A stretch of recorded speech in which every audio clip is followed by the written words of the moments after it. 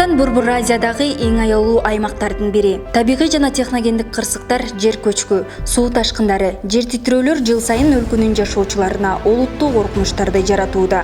Жаратылыш кырсыктары күчөп, анын кесепеттеринин масштабы өсүп жатат. Ушундай шартта өзгөчө кырдаалдар министрлигинин куткаруучулары жана ыкчам кызматтары бийик тоолуу өрөөндөрдө эл көп жашаган аймактарда өз иштерин алып баруу учурунда жаңы кыйынчылыктарга туш болууда.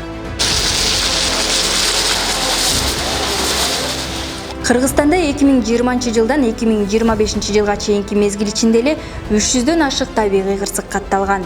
Анын кесепетинен жалпы 3171 адам каза болду.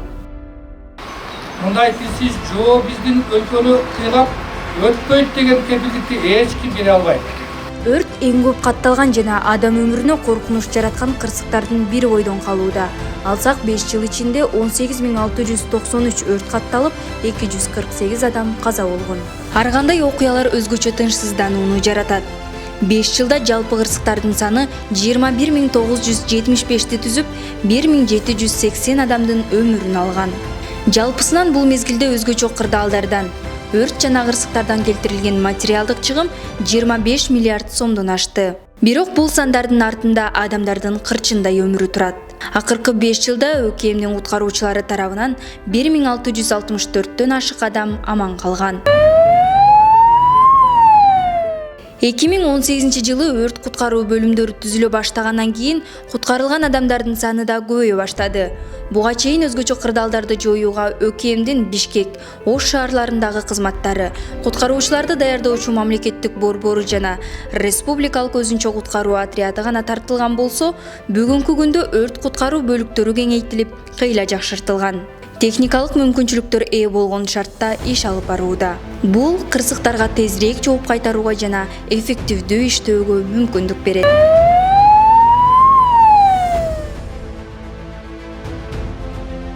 Кырсыктардын жана өрттөрдүн көбөйүшүнө карабастан материалдык чыгым жана курман болгондордун саны бир топ кыскарды. Акыркы 5 жылда өзгөчө кырдаалдардан болгон жоготуулар 2020 жылга салыштырмалуу 4,5 эсеге азайган.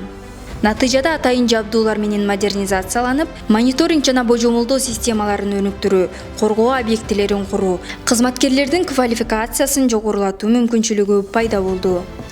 Бул коргоого алган, бул жанында коңшу жайгашкан имаратка өтүп кетпесин. Республикада мөңгүлөрдүн жана кар көчкүлөрдүн коопсуздугуна мониторинг күчөтүлүүдө. Гляциологиялык бөлүм түзүлүп, негизги мөңгүлөргө мониторинг жүргүзүлүүдө. Абрамова, Голубина, Батыш Сөк жана башкалар. Мөңгүлөрдүн каталогтору жаңыланып, спутник маалыматтары санариптештирилүүдө. Бишкекте абанын сапатын аныктоочу 50 сенсор орнотулуп, 35 автоматтык метеостанция курулду. Дарыяларды жана аба райын көзөмөлдөө үчүн түштүк аймактарда жаңы гидрометеорологиялык станциялар жана тейлөө имараттары пайда болду. Аба райынын болжолдоолору азыр 6-7 күн мурун жеткиликтүү. Жакынкы келечекте республика боюнча жаңы станциялары бар экологиялык мониторингдин улуттук тармагы түзүлөт.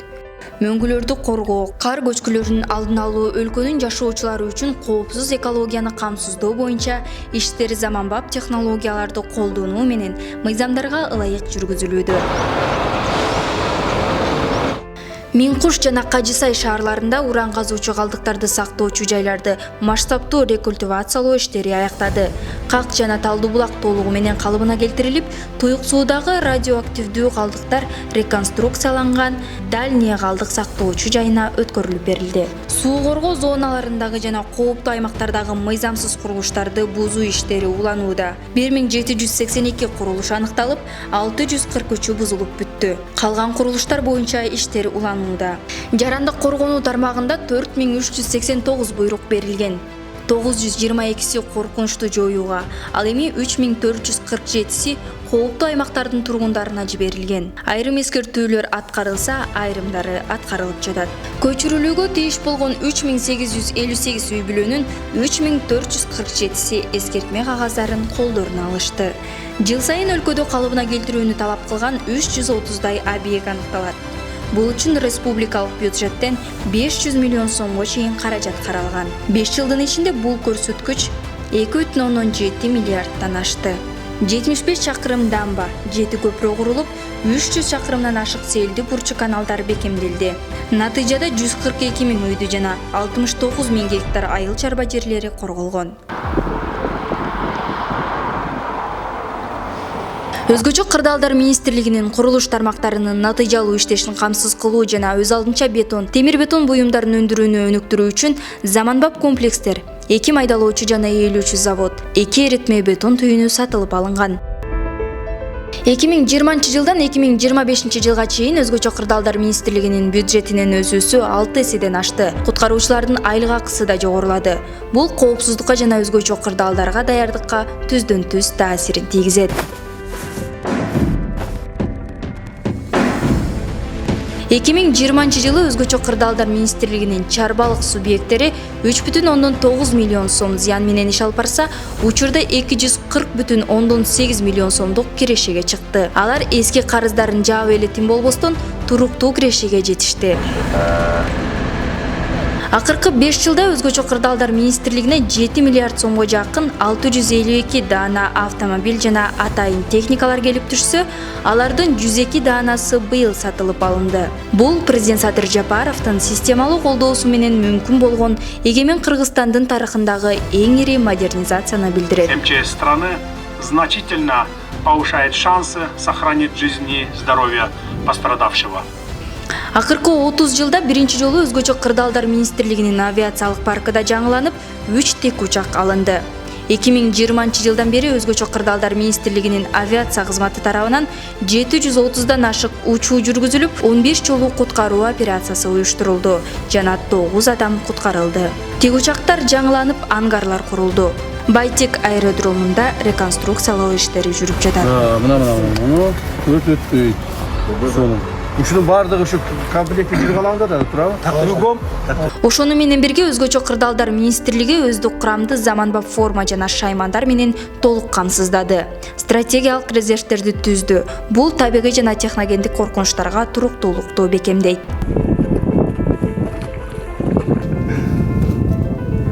Президент Садыр Жапаровдун көрсөтмөсү менен 2023 жылдан бери Өзгөчө Кырдаалдар министрлигинин суучулдары Ысык көлдү масштабтуу тазалоо иштерин жүргүзүп келет.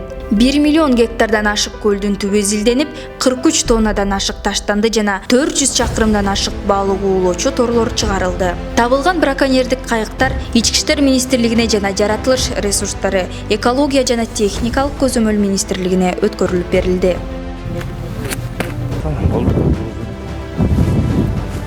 Өзгөчө Кырдаалдар министрлиги жөн гана статистика үчүн иштебейт. Куткаруучулар күн сайын коопсуздуктун сакчылыгында турушат. Акыркы 5 жыл ичинде Өзгөчө Кырдаалдар кызматтары 100 миңдеген чалууларды жасап, миңдеген адамдардын өмүрүн сактап калышты жана башка өнөктөштөргө сансыз жардамдарын көрсөтүштү.